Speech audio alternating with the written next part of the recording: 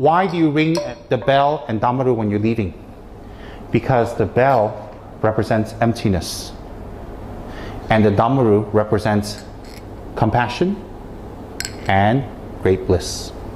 So when you're ringing this, Dakinis who are highly attained and enlightened, they're very powerful. They can give you great bliss. They can give you attainments. They can give you a lot of power.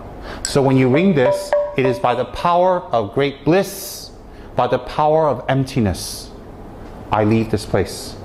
And by the power of emptiness and great bliss, I take all the obstacles away from here that you may continue your Dharma practice and Dharma work, and I leave. And the Dakinis fly back to their lands. Does everybody understand? So ringing the bell has a lot of meaning. You shouldn't just simply ring.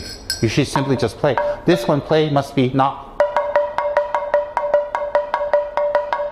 you know, okay? Some of you, when you're leaving,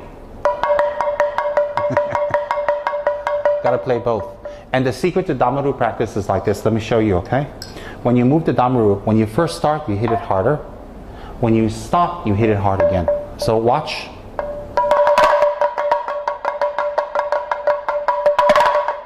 When you start, when you stop. All right, but in between, it's even.